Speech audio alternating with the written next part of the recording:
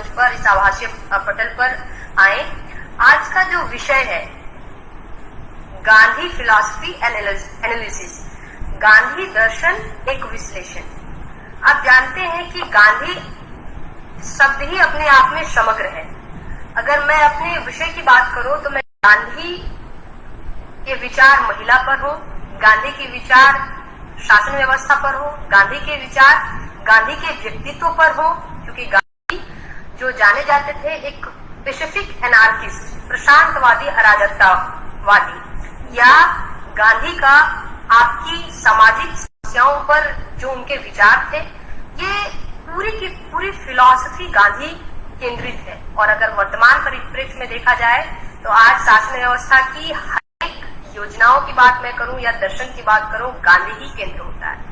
तो मेरा जो विषय है वो पूरी तरह से एनालिटिकल और डिस्क्रिप्टिव है, विश्लेषणात्मक और व्याख्यात्मक है, जहां पर गांधी की भूमिका समाज में, गांधी की भूमिका महिलाओं के उत्थान में और गांधी की भूमिका पूरी सामाजिक, राजनीतिक, आर्थिक, सांस्कृतिक व्यवस्था में हम देखते हैं। लेकिन आज गांधी पर कुछ बोलने से पहले मैं दो सवाल आप लोगों से अपने संदर्भ में करना चाहूंगी और बताना भी चाहूंगी, जो गांधी ने हिंद स्वराज में किया था।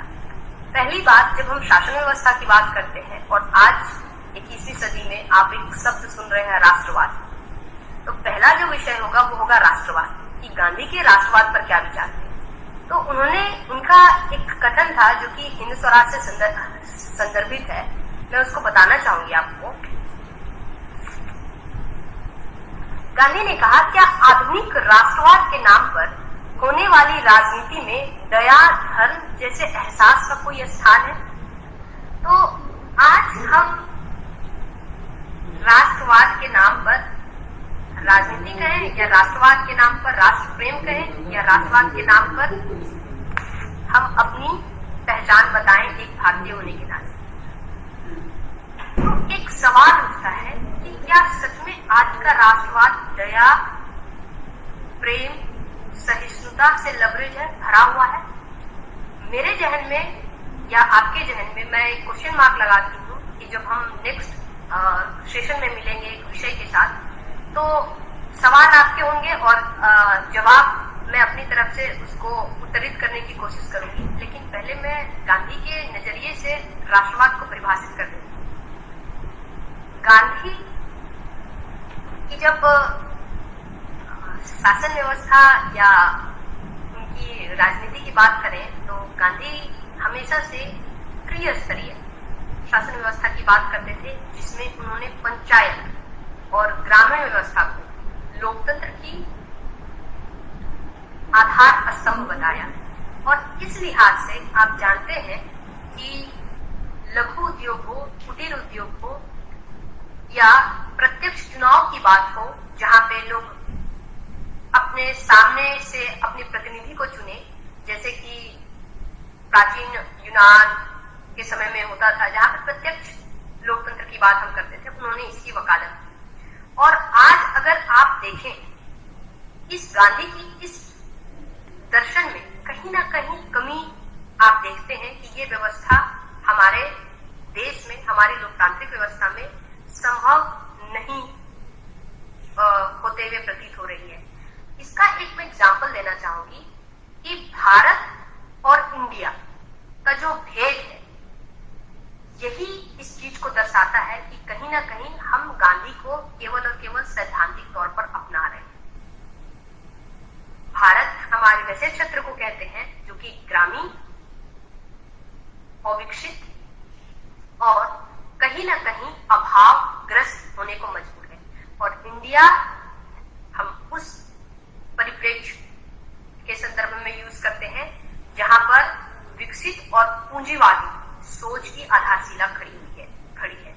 और ऐसे में भारत और इंडिया, अमीर और गरीब, विकसित और अविकसित, पूंजीवादी और लोकतांत्रिक, ये जो विचारों का मतभेद होता जा रहा है, यही आपके समाज के विभाजन का आधार है। और जिस समाज को हम एक करने की कोशिश कर रहे हैं गांधी के नजरिए से, या आजादी के बाद से, कि आजादी से पहले आप देखते हैं ब्रिटिश इंडिया और भारत का जो संघर्ष है, कहीं ना कहीं आज एक सोच इसी धरातल पर खड़ा है कि एक तरफ भारत है और एक तरफ इंडिया है।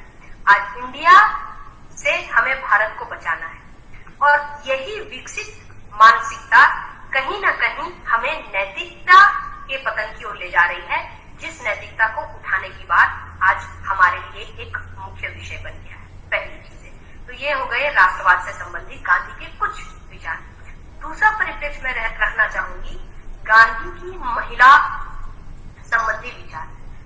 गांधी ना महिला के लिए गांधी जी एक शब्द उन्होंने यूज किया है, women is a noble sex.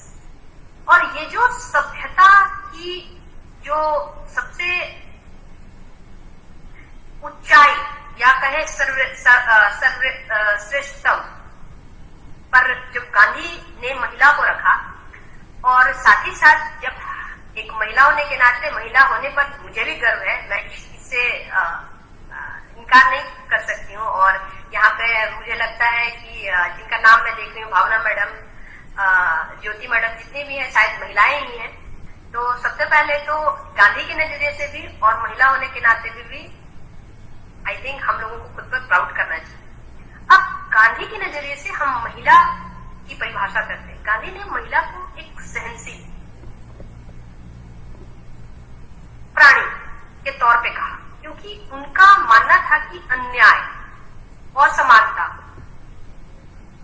ये दोनों चीजें तब तक समाज से खत्म नहीं होगी जब तक कि हम महिलाओं को उनका अधिकार केवल और केवल मानव होने के नाते नहीं देते। और मानव होने के नाते देने से ही गांधी जी अपने लिए एक जो व्यक्तित्व का निर्माण करते हैं, वो है गांधी का मानवता संबंधी विचार। और इसी ह्यूमैनिटी के आधार पर, इसी मानवता के आधार पर वो महिला और पुरुष में भेद को मिटाने की बात करते हैं और राजनीति में महिलाओं की भागीदारी होने की बात करते हैं। उनका एक प्रसंग है और इसी प्रसंग से गांधी किस तरह से महिला से स्वदेशी पर आ जाते हैं, इसीलिए मैं उस प्रसंग को बताऊंगी। चंपारण जो एक गांव क्षेत्र था, चंपारण जिले में लोग गांधी से मिलने के लिए गए थे, तो वहां पर देखा गया कि एक स्त्री है जो कि बहुत ही मैले कपड़े पहनी हुई है और बाकी और भी लोग थे, लेकिन उनकी नजर उस चूंकि जो लोग भीड़ से अलग होते हैं, आपकी नजर उस पर ही टिकी होती है, प्रैक्टिकल अप्रोच है। तो उस महिला ने जब उतने गंदे डटी कपड़े पहने थे, फटे चुटे ऐसे कपड़े पहने हुए थे, तो एक सवाल उठा कि जहां पर गांधी महिला की बात करते हैं और उसी जगह पर जहां पर गांधी इकट्ठे हुए हैं महिलाओं को और समाज को संबोधित करने के लिए, तो उनकी नजर क्या इस संदर्भ पर नहीं पड़ी होगी? तो वहीं पर उन्होंने उनको भेजा और कहा कि जाओ पूछो कि आखिर इन्होंने ऐसे कपड़े क्यों पहने हैं। तो महिला का उत्तर था कि मेरे पास एक ही कपड़े हैं, मैं उसको अगर धो के सूखने दे दूंगी तो फिर मैं पहनूंगी क्या। तो ऐसे में गांधी के मन मानस में एक विचार आया और तभी से ये शुरुआत नहीं कह सकते हैं, लेकिन इसका प्रभाव बहुत ज्यादा उनके व्यक्तित्व और उनके दर्शन पर रहा कि उन्होंने स्वदेशी को और खादी को प्रोत्साहन देने की बात की कि हम अपने से कपड़े तैयार करेंगे, ताकि हम किसी दूसरे के अधीन ना रहे। जिस तरह हम एक शासन व्यवस्था के अधीन, ब्रिटिश के अधीन होकर अपनी इच्छाओं का, अपनी योग्यताओं का चरण कर रहे हैं, उसी तरह से हम विदेशी कपड़े पर निर्भर रहकर कहीं ना कहीं हम अपनी क्षमताओं को की तिलांजलि दे रहे हैं। तो गांधी का महिला से संबंधित एक छोटा सा प्रसंग है, इसके संदर्भ में और भी विचार है गांधी के। और तीसरी चीजें जो गांधी के जो विचार है वो उनका प्रशांत अराजकतावादी के संदर्भ में। हमेशा से गांधी की तुलना कार्ल मार्क्स से की जाती रही। अब कार्ल मार्क्स एक साम्यवादी विचारक और कहीं ना कहीं हिंसा को प्रोत्साहन देने वाले, और गांधी अहिंसा के पुजारी, और गांधी की पहचान ही अहिंसा सत्य से होती है। तो ऐसे में सवाल उठता है कि आखिर गांधी और मार्क्स की तुलना का आधार क्या है। यहाँ पर जो मुख्य बातें हैं वो ये है कि गांधी और मार्क्स की तुलना इसलिए की जाती रही है कि गांधी भी स्टेटलेस सोसाइटी की बात करते हैं, राज्यविहीन वर्गविहीन समाज की बात करते हैं, और दूसरी ओर कार्ल मार्क्स भी स्टेटलेस और क्लासलेस सोसाइटी की बात करते हैं। फर्क इतना है कि गांधी का जो राज्य है, गांधी का जो आदर्श राज्य है, वो रामराज्य के आधार पर है, जहां पर नैतिकता समाज की आधारशिला है, और जिस समाज में नैतिकता सर्वोच्च होगी उस समाज में कानून की कोई आवश्यकता ही नहीं होगी। गांधी जी ने इस प्रसंग को ब्रिटेन की संसद से तुलना करते हुए बताया कि अगर हम नैतिकवान हुए, चरित्रवान हुए, मूल्यवान हुए, तो ऐसे में राज्य और कानून की आवश्यकता ही क्या है, और राज्य और कानून की आवश्यकता का न होना ही सामाजिक व्यवस्था को अराजकता की श्रेणी में ला खड़ा कर देता है, जहां पर आपके ऊपर, समाज के ऊपर किसी का नियंत्रण ना हो। तो इस संदर्भ में गांधी की तुलना प्रशांत अराजकतावादी कहकर की जाती रही है। तो गांधी के महिला से संबंधित विचार, गांधी के शासन व्यवस्था से संबंधित विचार, गांधी की प्रशांत अराजकतावादी होने के संदर्भ में कार्ल मार्क्स से गांधी की विचारधारा कैसे उसको पृथक करती है, इन सारे विचारों का सार है गांधी दर्शन। धन्यवाद आप सभी का। आप लोगों को सुनने का गुड इवनिंग सुनाई दे रहा है जी, कहते हैं सुनाई दे रहा है, आप कंटिन्यू करिए जी। सर एक्चुअली सर आज इंट्रोडक्शन भावना मैडम शायद हमको कन्वे करने अभी आपको लेट हो गया, और सक्सेना और स्पीकर ऑफ। हाँ मैम, अब हमसे लोग जुड़ना, क्योंकि वो हमारे यहाँ की परंपरा है ना 4 बजे की टाइमिंग को 4:30 बजे से, तो कुछ लोग अब जुड़ना शुरू हो गए हैं। अपने इंट्रोडक्शन आपका खत्म हो गया और हम लोगों ने यही बात की थी। मुझे भी लगा था कि कुछ मतलब हम लोग, आप कुछ ही लोग होंगे, तो इंट्रोडक्शन मैम ने दिया था गांधी दर्शन पे। इसकी नेक्स्ट सीरीज जब भी हम लेकर आएंगे नेक्स्ट लेक्चर, उस लेक्चर पे मैम आगे का कंटिन्यूएशन करेंगे, जिसके लिए हम तो मैं फिर भी कंटिन्यू करूं क्या फिर से?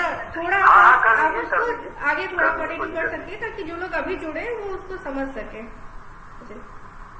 तो आप फिर से मैं कोशिश करती हूँ क्योंकि रिकॉर्डेड तो माइंड में होते नहीं ना, मैं कोशिश करती हूँ। लेकिन आपका विषय है, आपको अच्छे से उसके बारे में जानकारी है। इसका जो विषय है, सबसे पहले आप सभी को फिर से सहृदय आभार, अभिनंदन इस आभासीय पटल पर जुड़ने के लिए, और क्षमा भी क्योंकि मैं 4:10 से ही अपना प्रेजेंटेशन दे रही थी। मैं कोशिश करती हूँ फिर से उसको कंटिन्यू करने की। तो आज का जो विषय है वो है गांधी दर्शन एक विश्लेषण, Gandhi philosophy and analysis. Gandhi शब्द अपने आप में ही समग्र है। गांधी के विचारों की अगर हम बात करें तो शायद ही जीवन का कोई भी परिप्रेक्ष्य हो, चाहे वो सामाजिक हो, चाहे आर्थिक हो, चाहे सांस्कृतिक हो, चाहे राजनीतिक हो, चाहे धार्मिक हो, कोई भी परिप्रेक्ष्य गांधी से अछूता नहीं है। यही कारण है कि गांधी दर्शन की प्रासंगिकता आज भी वर्तमान में भी है, कल भी थी और आगे भी रहेगी। और आज इस विषय को चुनने का मेरा उद्देश्य भी यही है कि आज जिस भी क्षेत्र में हम सुधार की उम्मीद करते हैं वो गांधी के दर्शन से अछूता नहीं है। तो सबसे पहले मैंने गांधी के राष्ट्रवाद संबंधी विचार को छुआ, और आज जिस राष्ट्रवाद की हवा बह रही है, इस राष्ट्रवाद को हम राजनीति विचारधारा कह सकते हैं, इस राष्ट्रवाद को हम राष्ट्र प्रेम कह सकते हैं, जिस राष्ट्रवाद को हम राष्ट्र के प्रति समर्पण कह सकते हैं, और जिस राष्ट्रवाद को हम सत्ता कह सकते हैं। तो ये राष्ट्रवाद की अपनी अपनी परिभाषा है। इस परिभाषा में गांधी की राष्ट्रवादी परिभाषा को मैं यहाँ पर बताना चाहूंगी गांधी के एक कथन से, जो कि हिंद स्वराज से संदर्भित है। गांधी ने कहा था कि क्या राष्ट्रवाद, आधुनिक राष्ट्रवाद के नाम पर की जाने वाली राजनीति में दया, धर्म, जैसे एहसास के लिए कोई स्थान है, और उन्होंने इस चीजों पर क्वेश्चन मार्क लगाया।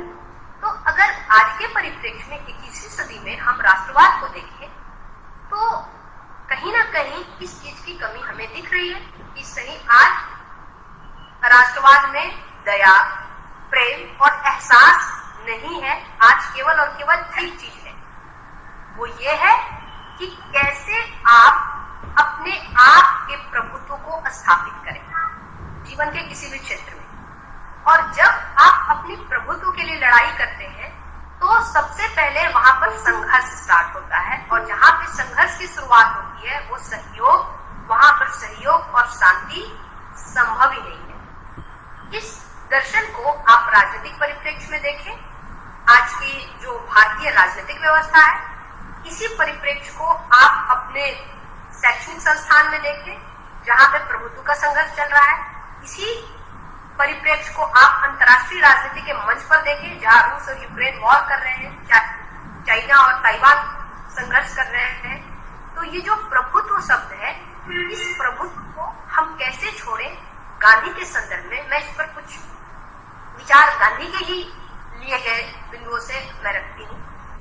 जैसे ही गांधी बात करते हैं दया, और जैसे ही गांधी बात करते हैं सहनशीलता की, दया और सहनशीलता कहीं ना कहीं एक और विचारधारा को, गांधी की ही विचारधारा को बढ़ावा देता है, जिसको हम आदर्शवाद के नाम से जानते हैं। और जैसे ही इस आदर्शवादी विचारधारा को हम स्वीकार करते हैं, कहीं ना कहीं हम सिद्धांतों की ओर चले जाते हैं।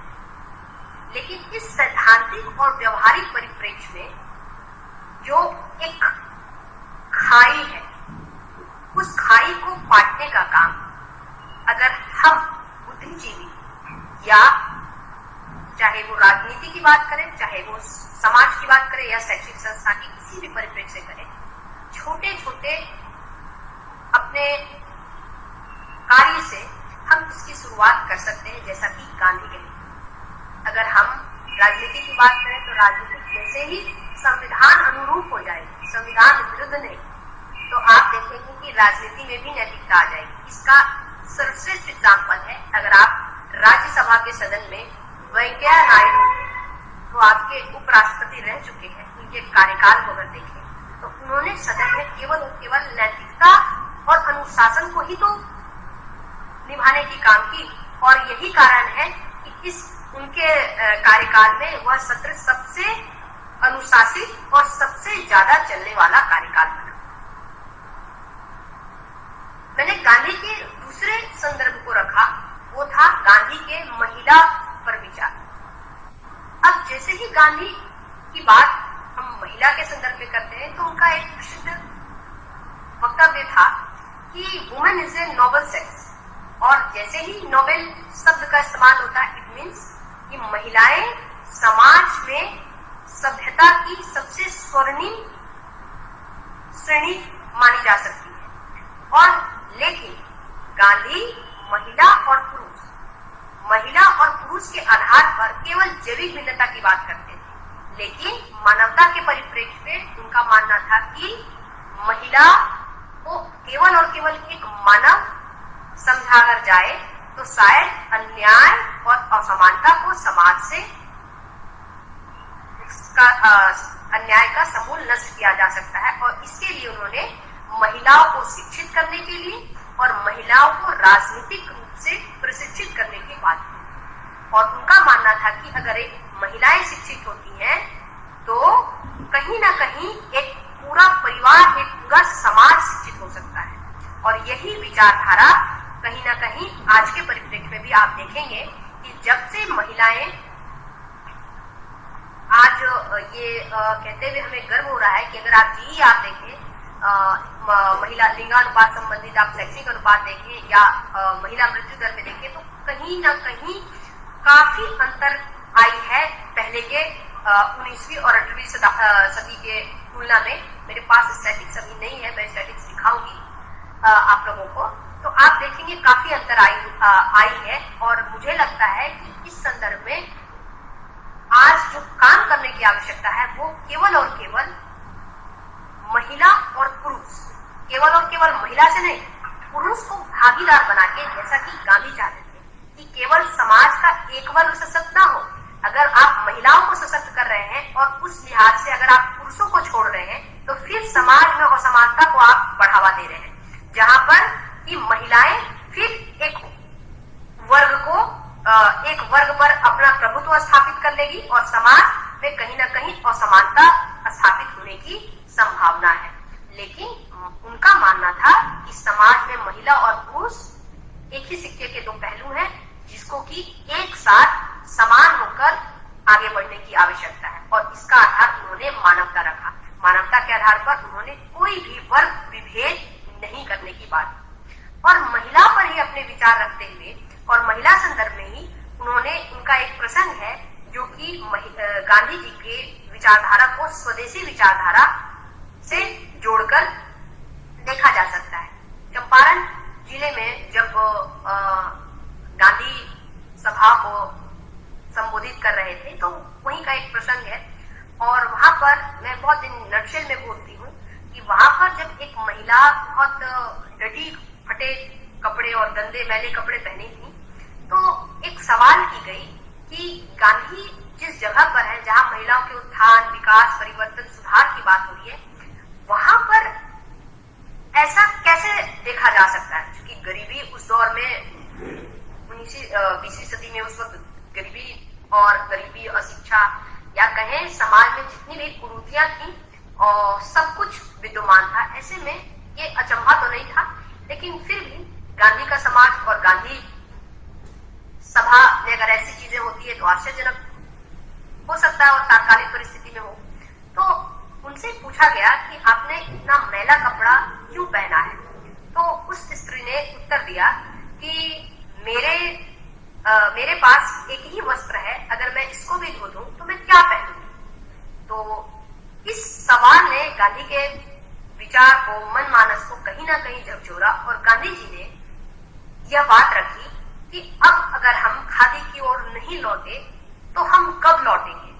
क्योंकि उनका यह विचार इस बात की अभिव्यक्ति करता है कि जिस तरह से ब्रिटिश शासन के अधीन रहकर हम अपनी राजनीतिक क्षमता का क्षरण कर रहे हैं, उसी तरह से हम अगर विदेशी वस्तुओं को स्वीकार करके, विदेशी वस्तुओं पर निर्भर रख के हम अपनी आंतरिक क्षमता का और पतन कर रहे हैं। और यही कारण है कि उन्होंने खादी और स्वदेशी की ओर लौटने का नारा को और बुलंद किया। गांधी जी का तीसरा परिप्रेक्ष्य जो है मैं रखना चाहूंगी आज, वो है Gandhi is as a pacific anarchist. Gandhi एक प्रशांत अराजकतावादी के रूप में। गांधी को जब अराजकतावादी कहकर पुकारा जाता है तो कहीं न कहीं गांधी की तुलना कार्ल मार्क्स से कर दी जाती है, और कार्ल मार्क्स से गांधी की तुलना जब की जाती है तो एक विरोधाभास नजर आता है, क्योंकि गांधी अहिंसा के पुजारी और कार्ल मार्क्स या साम्यवादी विचारधारा के समर्थक हिंसा का समर्थन करते हैं। ऐसे में आखिर क्या बात है कि गांधी को एक प्रशांत अराजकतावादी कहा जाता है और उनकी तुलना सदैव मार्क्सवादी दृष्टिकोण से की जाती रही है? तो यहाँ पर मैं ये बताना चाहूंगी कि गांधी और कार्ल मार्क्स में एक समानता थी। वो ये थी कि गांधी भी स्टेटलेस सोसाइटी की बात करते हैं, राज्यविहीन, और क्लासलेस सोसाइटी की बात करते हैं, वर्गविहीन। सेम एज कार्ल मार्क्स भी राज्यविहीन और वर्गविहीन सोसाइटी की समाज की बात करते हैं। Marks says state is a instrument of exploitation, कि राज्य शोषण का यंत्र है, और गांधी का मानना था कि राज्य जैसी संस्था की कोई आवश्यकता ही नहीं है। तो ये जो विरोधाभास है, इसमें गांधी की जो विचारधारा थी वो ये थी कि गांधी की जो कल्पना थी वो एक ऐसे समाज की थी जिसे हम राम राज्य के नाम से जानते हैं, जहां पर व्यक्ति चरित्रवान, व्यक्ति मूल्यवान, व्यक्ति नैतिकवान रहे। और ऐसे समाज में गांधी का मानना था कि क्या किसी भी राज्य की या किसी नियम की आवश्यकता हो सकती है क्या? और इस आधार पर उन्होंने ऐसे राज्य की कल्पना की, ऐसे समाज की कल्पना की जहां पर कोई भी नियंत्रण ना हो, और जहां पर नियंत्रण ना हो ऐसे ही समाज को अराजकतावादी कहा जाता है और ऐसे सोच रखने वाले को गांधी प्रशांत अराजकतावादी कहा गया, क्योंकि गांधी हिंसा की बात तो नहीं करते थे, लेकिन राज्य का ना होना किसी समाज में अराजकतावादी व्यवस्था को ही दर्शाता है। और गांधी का राज्य विहीन और समाज विहीन होना इस बात का भी परिचायक है कि गांधी ने मानव को ही सर्वश्रेष्ठ माना और मानव के विवेक को ही सर्वोच्च स्थान दिया, और उसी विवेक के आधार पर उन्होंने कल्पना की और उदाहरण दिया कि जिस तरह से ब्रिटेन की संसद, वो गांधी जी ने बांझ कहा कि संसद होने के बावजूद जो वहाँ की व्यवस्था लचर है और वहाँ पे जो लॉर्ड होते हैं और जो मेंबर होते हैं, उन्होंने उस प्रसंग को भी उन्होंने बड़े अच्छे से दर्शाया है कि अगर आप एक संस्था में हैं, आप कानून बनाने वाली संस्था में बैठे हैं और आपको नींद आ रही है या आप कुछ ऐसे काम कर रहे हैं जो आपके पद, आपके व्यक्तित्व को शोभा नहीं देता है, तो ऐसे में नियंत्रण का क्या फायदा। और ये वर्तमान परिप्रेक्ष्य में अगर देखा जाए तो सभी संस्थाएं कम और ज्यादा इसी आधारभूत ढांचे पर काम कर रही है, जिसकी वजह से चाहे संस्था की बात करें, चाहे गरिमा की बात करें, हम उसमें पतन देख रहे हैं, उसमें मूल्यों का ह्रास देख रहे हैं, नैतिकता का पतन देख रहे हैं। और जिसे हम विकास कह रहे हैं, वो हमें विकास से पतन की ओर ले जा रहा है। धन्यवाद। मैंने किया कि गांधी के कुछ पहलुओं को रख सकूं। आप सभी का आभार जो आपने मुझे सुना। बहुत ही अच्छा मेघना जी, आपने बहुत ही अच्छा वक्तव्य दिया। गांधी के बहुत अच्छे पहलुओं को छुआ आपने, और मुझे उम्मीद है कि एक अगली जो श्रेणी होगी, आपकी जो अगली श्रृंखला होगी जो इसकी तैयार करेंगे, क्योंकि अभी भी बहुत कुछ कहना बाकी है, बहुत कुछ जानना बाकी है। और मेरे दिमाग में ये भी है कि जब आपकी पूरी श्रृंखला पूरी हो जाएगी, देन मैं एक प्रश्न काल रखूंगा, ताकि जो हमारे श्रोता हैं, जो हमारे प्रबुद्ध जन हैं, वो उसी विषय पर जो और कुछ प्रश्न होंगे उनके, या कुछ जिज्ञासा होगी, या किसी के पास कोई और सुझाव होगा, कोई जानकारी होगी, तो वो भी इस पटल पर रख पाएंगे। गांधी तो हमारे राष्ट्रपिता है ही, राष्ट्रपिता के बारे में जितना जानना है उससे कहीं ज्यादा सीखना है। तो आपका ये वक्तव्य बहुत ही सारगर्भित है, मैं आपको बहुत बधाई देता हूँ। और भावना मैम, क्या ये लेक्चर सीरीज आगे कंटिन्यू करेगी? सर इसके बाद लगातार आपका माइक ऑन जी। इसके बाद लगातार अलग अलग प्रेजेंटेशन सेक्शन है, तो उसमें इसके बाद हमारे पास डेली मतलब रेगुलर बेसिस पे कई सारे लेक्चर सीरीज हैं अलग अलग विषयों पे। तो हम उसमें बीच में कभी जब मैम का प्रिपेयर होगा या नेक्स्ट आगे जब मैम के पास समय होगा और हमारे पास समय होगा, जब दोनों मैच करेगा, तो हम नेक्स्ट लेक्चर को इसके आगे का प्लान कर सकते हैं। जी, तो मैं ये चाहूंगा कि अगर मेघना मैम कुछ ऐसा करें कि इसको कंटिन्यू कर लें, लाइक एन एपिसोड, यानी कि या तो निश्चित अंतराल पे कर लें कि हर 2 दिन के बाद आप जो है इसको करेंगी, या कंटिन्यू वाली साथी आप निकाल लेती हैं, तो हम अपने एक लेक्चर सीरीज के तरह से पार्ट 1 पार्ट 2 करके हम उसको आगे कंटिन्यू कर सकते हैं। हाँ, तो मेघना मैम ऐसा होगा कि अगर ज्यादा अंतराल नहीं होगा, तो जैसे हमारी नीलम दीदी सुन रही है बनारस से और सारे लोग जुड़े हुए हैं, तो वो लोग क्या करेंगे ना, वो फिर आपके उसी समय का इंतजार करेंगे और वो लगातार जब सुनेंगे तो किसी का छूटा नहीं होगा, तो बेहतर निर्णय कर पाएंगे इस सीरीज के साथ। तो चलिए, मैं आप जैसा भी हो हमें बताइएगा, और इसी के साथ मैं आपसे विदा चाहता हूँ। मैं एक बात कहना चाहूंगी सर। अभी जैसे 2 अक्टूबर गांधी जयंती है जी। हाँ, तो अगर 2 अक्टूबर को सर, जैसा सर संस्था सहमति से ही चलती है सर, जैसा आप लोग बस ये मेरे मन मस्तिष्क में आया, क्योंकि हमारे कॉलेज में भी 30 सितंबर से लीव हो रहे हैं, तो 2 अक्टूबर को गांधी जयंती है। अगर गांधी जयंती पर सर हम लोग सबको ही सर, क्योंकि आप के विचार पे अगर हमें सुनने को मौका मिले तो इससे बड़ी बात क्या होगी सर। तो सर जैसे लास्ट टाइम आप लोगों ने विलुप्त संस्कृति पर एक वेबिनार रखा था सर, जी जी, तो अगर उसी तरह से गांधी जयंती पर गांधी के कुछ विचारों को अगर हम लोग सब मिलकर सर, सिर्फ ये लेक्चर सीरीज नहीं, अगर वेबिनार जैसा अगर बढ़िया है, ये अच्छा सुझाव भी है। वैसे भी संस्थान हमारा गांधी जयंती और विभिन्न 26 जनवरी 15 राजनीति पे तो सारे कार्यक्रम करता ही है। इस बार भी 2 अक्टूबर को हमारा कार्यक्रम होगा, सुबह हम लोग ऑफिस में एकत्र होंगे। तो अगर आप उसको कोऑर्डिनेट करना चाहें, वेबिनार की संयोजिका बनना चाहें, तो भावना मैम को आप एक टाइटल बता दीजिए और हम लोग एक वेबिनार प्लान कर सकते हैं। इसी विषय पर हमारी एक एडिटेड बुक आ रही है, महात्मा गांधी समसामयिक प्रासंगिकता। तो अगर हमने एक सेमिनार भी कराया था इस विषय पर। तो जी, Subscribe now and press the bell icon. Never miss an update.